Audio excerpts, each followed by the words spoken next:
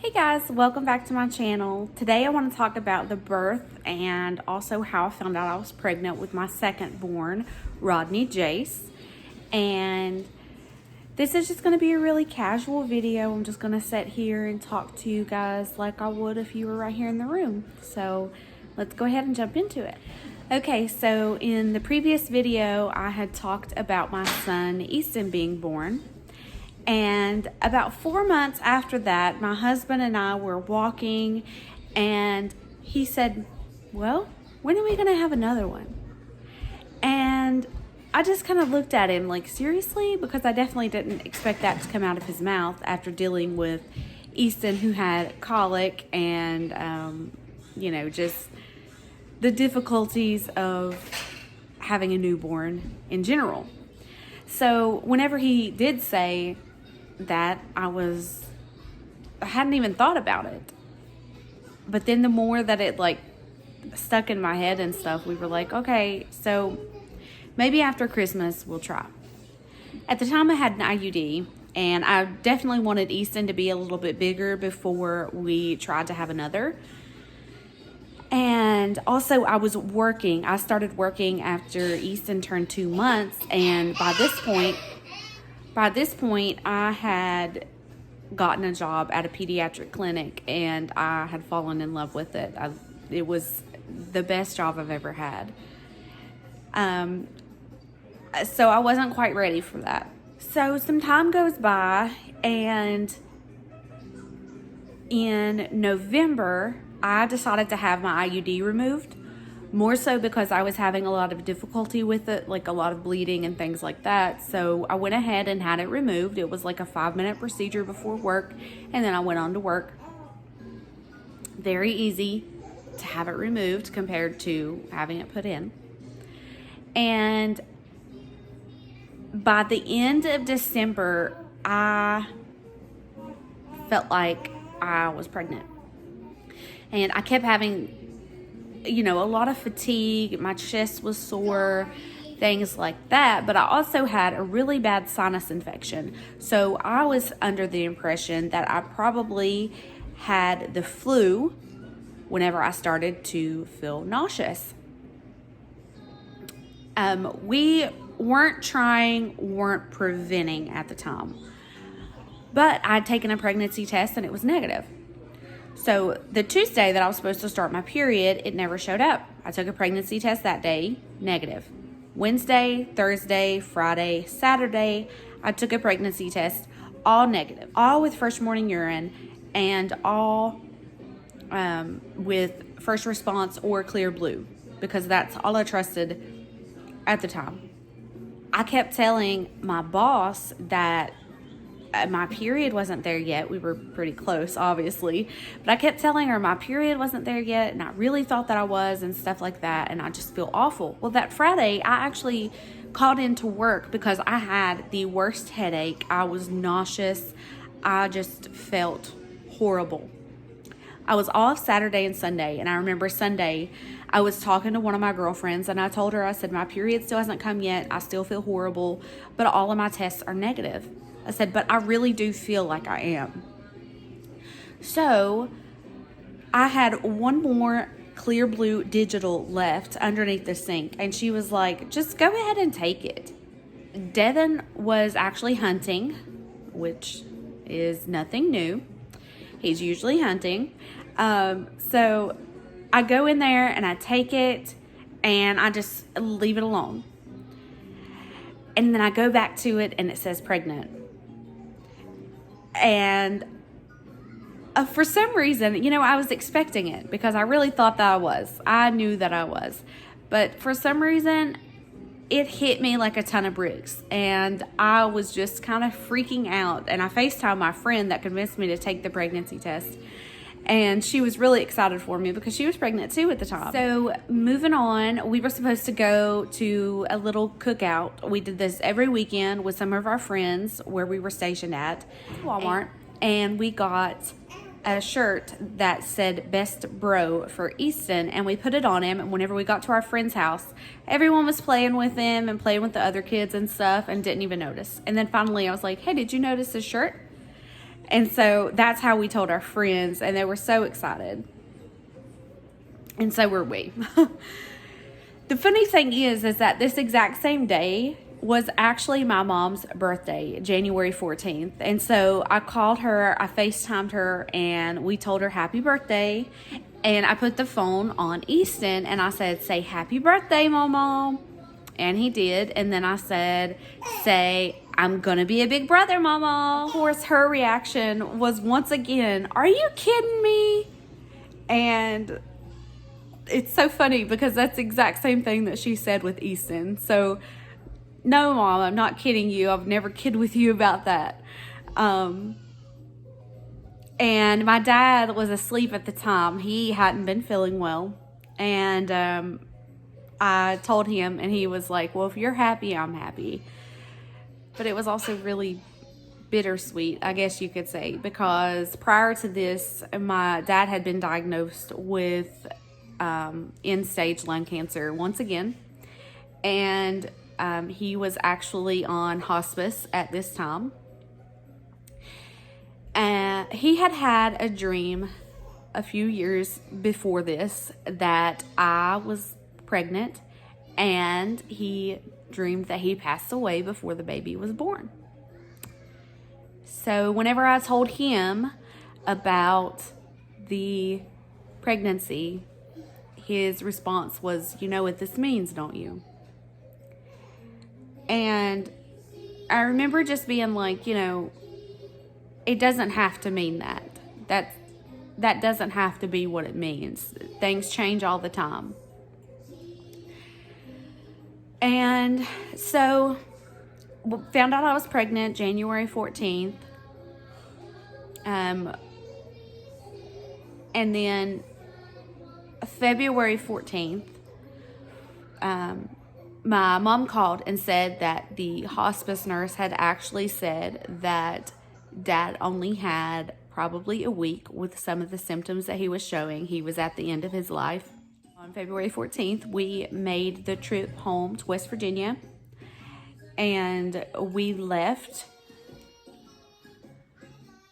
a week later to come back to Florida because it seemed like he was doing really well. He was in a good mood. He was walking around. He wasn't having to use his oxygen quite as much.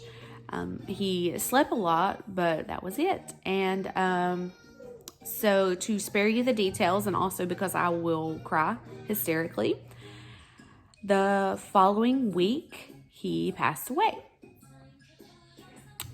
I was 9 weeks or 10 weeks, something like that. In April, we found out the gender of the baby, and we were definitely expecting it to be a girl because that's what Dad had dreamed. And so we just took that as a sign, that we were going to have a little girl, and it was definitely a boy. I freaked out and I said, "Is that a penis?" And she was very much like, "Yes, it sure is." So I cried a lot, and she thought that I was crying. The ultrasound tech, she thought that I was crying because it was a boy instead of a girl. And I was like, no, it's just bittersweet, like knowing that. And, my dad had just passed away and stuff like that. So on the way home, we had actually discussed names and things like that. And we decided on a name of Rodney Jace. Rodney was my dad's name. And Jace means healing in Hebrew, I believe, or Latin, something like that. So we chose Jace because my dad did ultimately get his healing, just not here on earth. Other than grieving for my dad, I didn't really have a lot of issues at all with the pregnancy, and I worked for the majority of it, 5, sometimes 6 days a week, 8 to 10 hour shifts. It was good for me because I didn't gain as much weight, and I also didn't sit at home and just eat all day like I had with Easton. I would stress eat because I was in nursing school with Easton. Because of my dad's passing, we had decided that Devin was going to separate from the military that following October, and we would move to Virginia. So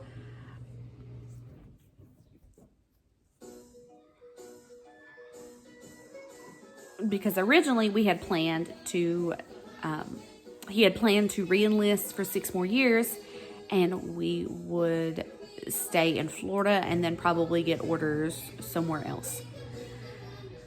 However, we felt that we needed to be closer to family. We felt like we needed to be closer to my mom, and we decided to go ahead and take that leap. So I quit my job in May, and in June we put our house on the market, and it was sold by July. I moved in with my mom for a few months until our house in Virginia was ready and under contract, and we bought it and all that good stuff. And then Devin was going to join us in September, and we would move into our home and have the baby and everything. The problem is that it didn't quite work out that way due to the new salary that my husband was going to be making. They considered the debt to income ratio for that to be very, it was too high, I believe. So we were not able to get the house, and they told us that 1 week before closing.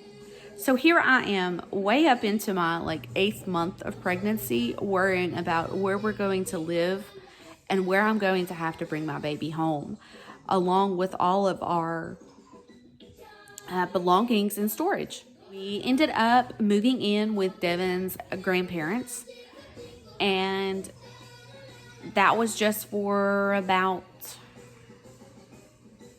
2 months until we found another house, and we were able to close on it in November.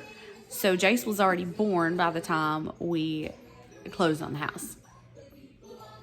That's neither here nor there. I had an amazing pregnancy with him, and I hardly ever felt pregnant until I would feel him move or something like that. He was actually a repeat C-section because once again I did not dilate or progress in any way, and so he was a repeat C-section on September 21st 2018, and he was born at 3:17 in the afternoon. He was 7 pounds 8 ounces, which is 1 pound less than Easton was, and he was the easiest baby ever. He slept when he was supposed to sleep. He ate when he was supposed to eat. He was never gassy, never fussy, pooped when he needed to. The easiest baby I've ever known. He's now 2 years old, and he's the hardest toddler I've ever known as well. So I don't know if that's any indication, but they also say that the second is usually the troublemaker of the family. My recovery from my C-section was also super easy. I was back to doing whatever I wanted in 2 weeks. The problem was during the procedure itself, he was up so high, and they were trying to get him down, that they kept pushing on my upper abdomen / chest, whatever you want to call that, diaphragm area. They kept pushing on that. It felt like I was getting CPR, and my ribs were extremely sore the next day. I had also lost a lot of blood because the entire time during the procedure, they had students doing it, and I kept hearing bladder lack, we got a bladder lack, we're bleeding, we got a bladder bleed, all these other things, and I was just like, oh no.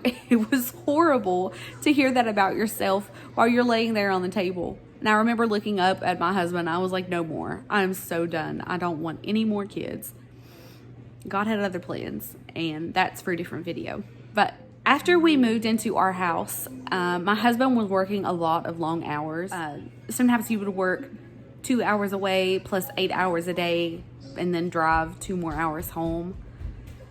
And mentally, going from 1 child to 2, not working anymore, on top of processing my father's death was very difficult. It had a very big emotional toll on me, and I did suffer from postpartum depression.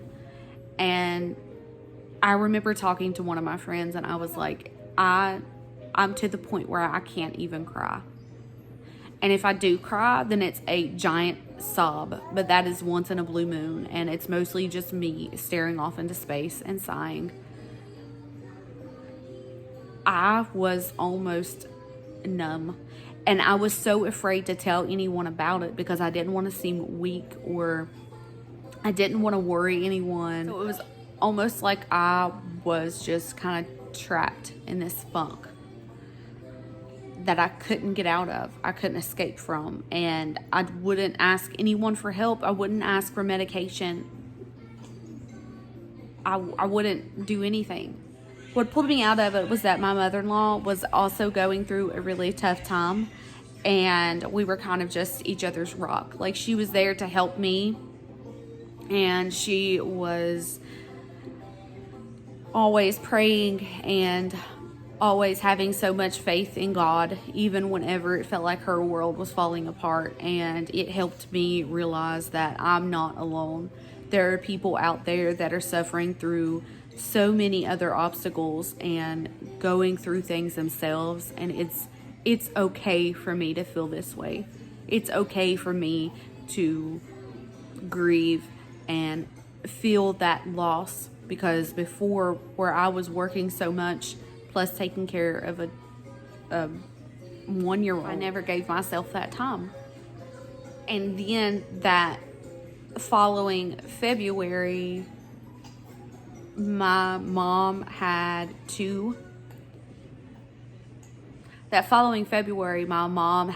major vascular surgery, and I knew that she needed me as well. So I was going back and forth between Virginia and West Virginia to take care of my mom and to help her with things that she needed and do her wound dressings and things like that. So I'm very thankful for those two incredibly strong women, to have them in my life and to show me that even in the darkest of times, there is strength in numbers, that we can get it through it all together.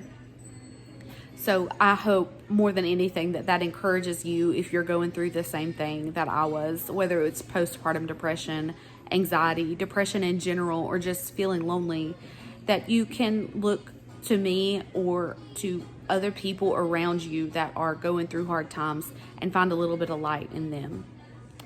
I hope you guys enjoyed this video. I was so excited to make it, and I'm really glad that I was able to sit down and do it for you guys. Please give it a like and go ahead and subscribe to my channel. Thank you guys. Have a great day. Bye.